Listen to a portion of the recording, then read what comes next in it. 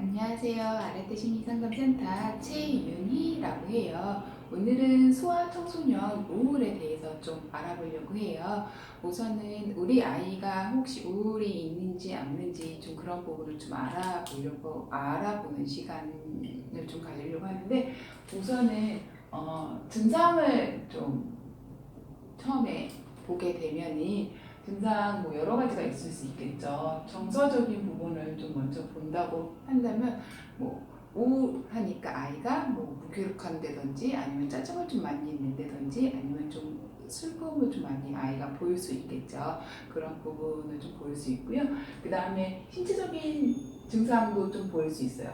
예를 들어 아이가 잠을 갑자기 좀 많이 잔다던가, 잠을 너무 많이 안 잔다던가, 아니면은 체중이 갑자기 많이 불어난다던가, 아니면 체중이 감소한다던가, 그런 부분을 좀 보일 수도 있고요. 아니면 아이가 너무 피곤해한다던가 그런 부분을 보일 수 있는데, 체중 감소 중에서 우리 아이가 정말 우울해서 그런 건지, 아니면 어떤 각상선적인 어떤 기능 때문에, 신체적인 어떤 호르몬 때문에 그러는 건지를 좀 차이를 좀 봐야 돼요. 수면장애도 마찬가지예요. 수면장애도 정말 아이가 우울해서 그러는 건지, 아니면 수면에 어떤 장애가 좀 있어서 수면장애가 또 따로 분리되는 부분이 있거든요. 그런 부분인지, 그런 부분을 좀 감별해서 좀 볼 필요성이 있어요.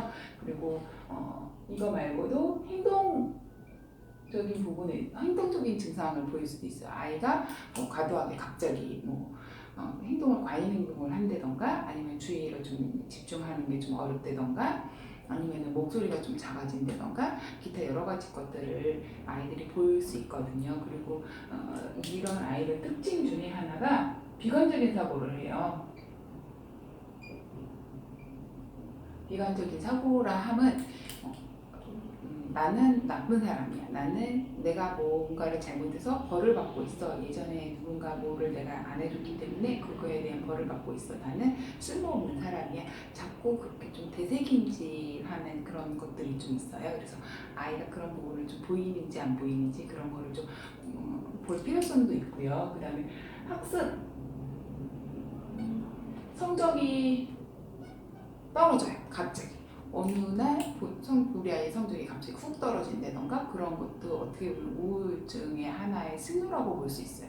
성적이 왜 떨어지냐면, 아이가 집중을 해야 되는데 집중을 못한다던가, 어느 날 갑자기 엄마 나 바보가 된 것 같아, 아무것도 모르겠어. 기존에 아이가 쉽게 잘했던 것들을, 그런 부분에 대해서 아이가 학습이 갑자기 어느 순간 하루아침에 못하는 그런 것들을 좀 보일 수 있거든요. 이런 부분이 좀 보일 수도 있고, 아이가 청소년 같은 경우에는 자해를 좀 할 수 있어요. 그러니까 아이가 자해한다는 건 손목을 긋는다던가, 이렇게 자기 몸을 좀 해하는 그런 행동을 좀 보일 수 있거든요. 그런 부분들도 보일 수도 있고, 요즘에는 좀 잘 말을 하지 않는데 가면 우울이라고 있어요. 가면 우울은 왠지 우울증인데 우울증 같지 않은 그런 행동들을 좀 보일 수 있거든요. 예를 들어 ADHD처럼 갑자기 행동을 좀 과하게 한다던가, 집중력이 갑자기 확 많이 떨어진다던가, 그런 부분을 좀 보일 수도 있고, 아니면 뭐 아이가 갑자기 뭐 술, 담배 그런 걸 안 하는데 그런 걸 해서 좀 어떤 중독 증상처럼 그런 부분을 좀 보인다던가, 그런 것들을 보일 수도 있는데, 이게 정말 뭐 알코올 중독이나 그런 건지, 아니면 우울인지, 그거를 좀 감별 진단을 해야 되는데, 우울증인데 우울증 아닌 다른 것들로 오인해서 진단이 내려질 수도 있거든요. 그래서 그런 것들을 좀 잘 봐야 된다는 거, 그런 부분도 있고, 정말 좀 심하면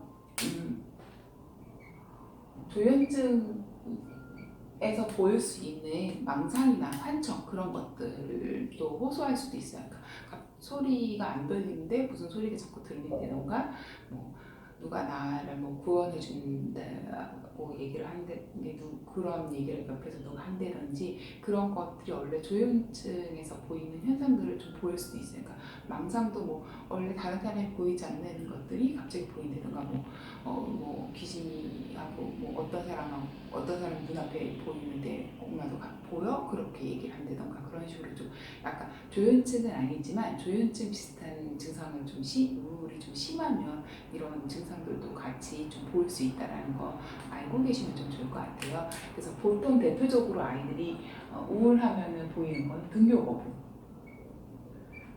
엄마 나 어린이집 유치원 학교 안 갈래 라고 얘기한다던가, 아니면 신체 증상도 많아요.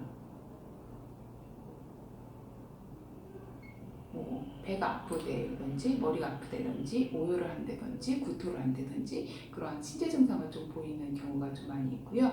그리고 반항하는, 갑자기 어느 날 갑자기 반항과 짜증이 확 늘어요.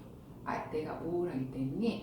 보통 어른들은 그냥 무기력해서 아무것도 안 하고 그런 부분이 있는데, 아이들은 좀 짜증하고 반항적인 행동이 좀 많이 늘어난다는 거, 그런 부분이 좀 보이고, 제가 성적 좀 많이 떨어진다 그랬잖아요. 이런 부분들은 좀 성인하고 조금 다르다고 생각하시면 될 것 같아요. 그래서 이런 증상들을 어떻게 좀 개선하면 좋을지 방법들을 좀 생각을 해본다면, 처음에는 아이가 많이 힘든 거잖아요. 그렇기 때문에 너가 이만큼 힘든데 어떻게 그렇게 잘 이겨내고 있었니? 아니면 버텼었니? 라고 아이 마음을 좀 알아주는 게 먼저일 것 같고요. 그리고 두 번째는 아이가 언제 우울한지, 시간대가 오전인지 저녁인지 점심때인지 언제인지, 보통 이제 이거는 이제 아이들마다 좀 다른 것 같아요. 어떤 아이들은 아침에 좀 많이 그런 아이가 있고, 어떤 아이는 저녁 시간대 혼자 있을 때 그렇다고 얘기하는 경우가 있어요. 그래서 그러니까 어느 시간대에 정말 그런 건지를 좀 알아볼 필요성이 있고, 장소, 집에서 좀 그런 건지, 아니면 집안에서도 내 방에서 좀 그런 부분이 있는지, 학교에서도 교실 안에서 그러는 건지, 아니면 밥 먹다가 그러는 건지, 어느 장소에서 그러는지 좀 구체적으로 좀 알 필요성이 있어요. 왜냐하면 그걸 알아야 그 환경을 좀 개선할 수 있는 방법이 있기 때문에, 언제 아이가 그렇게 좀 우울한지 그거를 좀 알아서 환경을 좀 변화시켜야 되는 부분도 있거든요. 그리고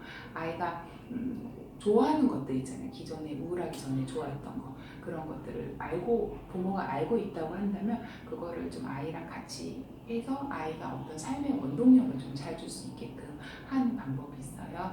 그런 부분이 있고, 만약에 우리 아이가 자해를 한다 그러면은 우선 좀 필요한 거는, 보통 이제 저희 센터 같은 데 오게 되면 어디 가나 마찬가지예요. 아이가 자해나 자살하지 않겠다는 각서를 받거든요. 그러니까 생명 존중을 위한 어떤 서약서를 좀 받아요. 그리고 집에서 엄마가 좀 이렇게 해서 자해하지 않는, 그런 만약에 자해 생각이 들면 어떻게 해야 할 건지 구체적으로 좀 해갖고 아이하고 어떻게 자해를 하지 않게끔 미연에 좀 방지하는 방법이 있고요.